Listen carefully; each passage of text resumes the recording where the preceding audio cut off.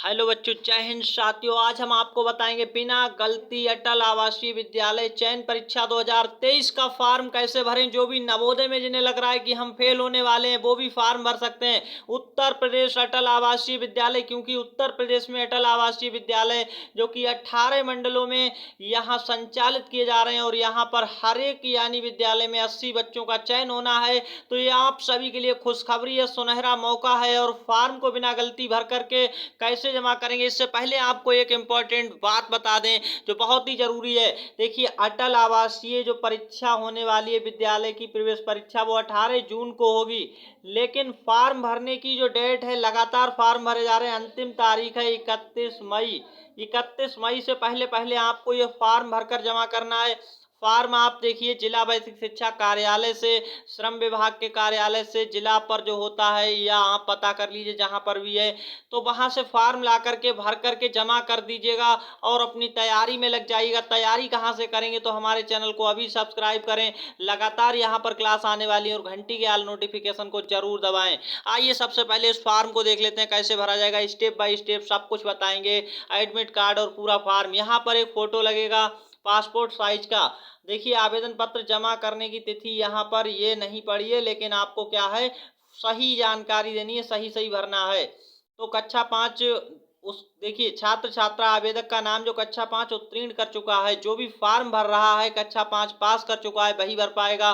तो यहाँ पर अपना उसका नाम पड़ेगा। नाम हिंदी में जैसे लिखा जाता है वैसा लिखेंगे। अटल आवासीय विद्यालय के मंडल का नाम जिसके लिए आवेदन करने के इच्छुक हैं, जिस यानी मंडल में आपका अटल आवासीय विद्यालय, जिस मंडल में आप आते हैं उस मंडल का नाम, जहां जिस मंडल में आप एडमिशन लेना चाहते हैं, अटल आवासीय विद्यालय है जहां पर, उस मंडल का नाम लिखेंगे। ध्यान से समझते रहिए। अब देखिए साफ साफ आगे क्या कहा जा रहा है। उम्मीदवार का अंग्रेजी के बड़े अक्षरों में नाम। उम्मीदवार का मतलब होता है जो भी परीक्षा देना चाह रहा है, जो फॉर्म भर रहा है, जो अपना एडमिशन लेना चाहता है, जो भी बच्चा है, यानी जो यहाँ पर स्टूडेंट्स है, कैंडिडेट है, उसका नाम, चाहे वो लड़का है या लड़की, अपना नाम डालेंगे अंग्रेजी के बड़े अक्षर में।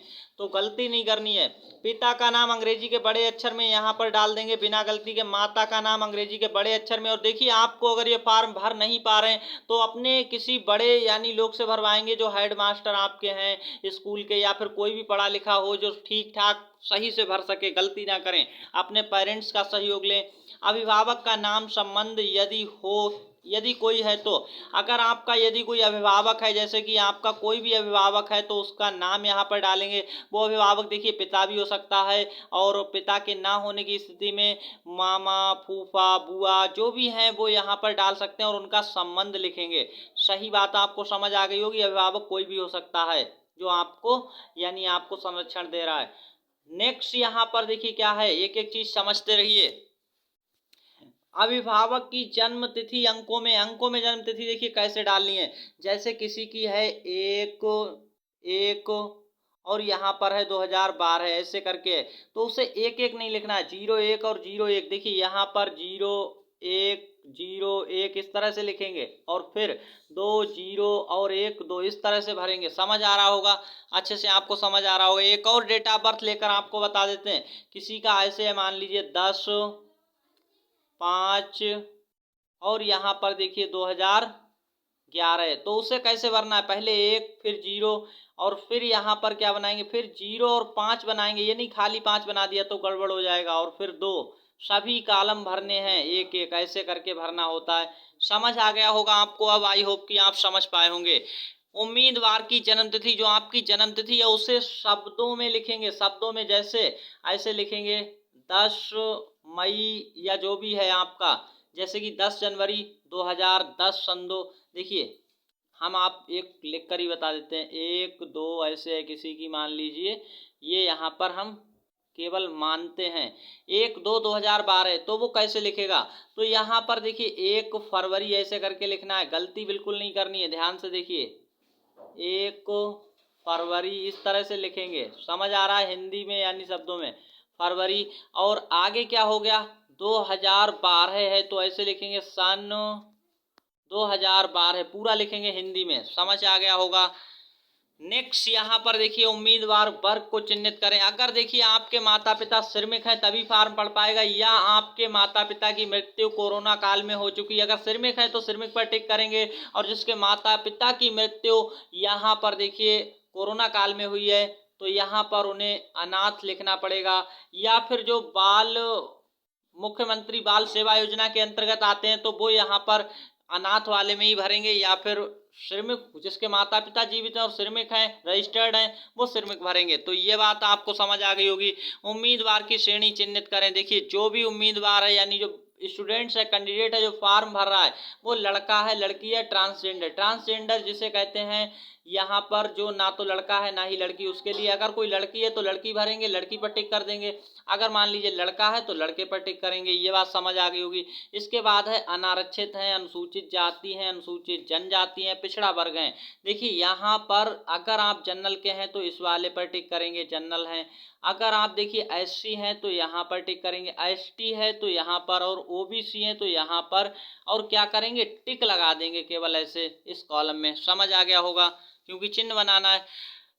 विकलांगता की प्रवृत्ति यदि कोई हो कृपया चिन्हित करें। देखिए अगर आप किसी भी प्रकार से विकलांग है, शारीरिक विकलांगता है तो इस पर टिक करेंगे, अगर नहीं है तो कोई सा भी नहीं करेंगे, अगर है कोई तब करेंगे। दृष्टिबाधित है तो इस पर, अगर सुन नहीं पाते तो इस पर, आंख से कोई प्रॉब्लम तो बीच वाला, सुनने में कोई प्रॉब्लम तो ये वाला, और शरीर में कोई और प्रॉब्लम तो यहाँ पर टिक कर लेंगे। एक करना है, कोई अगर है तो, नहीं है तो खाली छोड़ना है।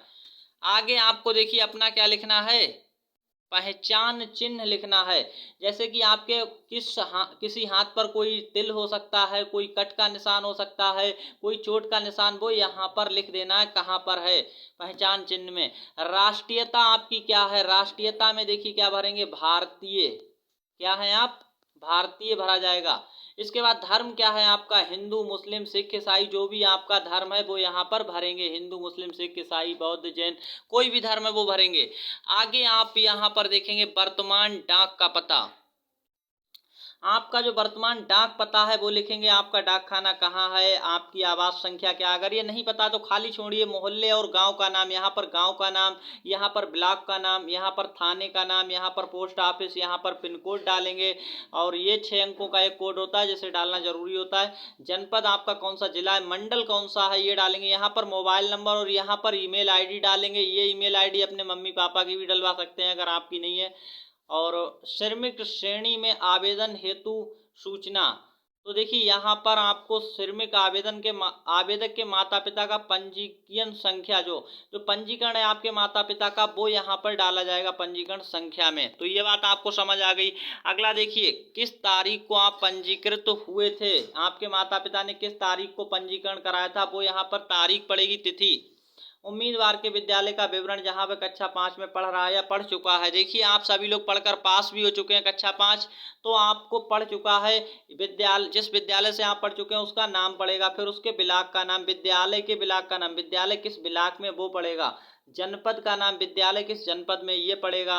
फिर कक्षा 5 में प्रवेश की तिथि और वर्ष। देखिए ये जो है हेडमास्टर से या फिर आपको टीसी मिल चुकी होगी, टीसी पर साफ साफ लिखा रहता है कब आपने ये पास किया है, कब प्रवेश लिया है। तो यहाँ पर जब प्रवेश लिया था उसकी तिथि और वर्ष डालना है। फिर नीचे कक्षा 5 उत्तीर्ण होने की तिथि और वर्ष डालना है। तो ये सब कुछ सही से भरना है, छोटा छोटा लिख करके बिना गलती के।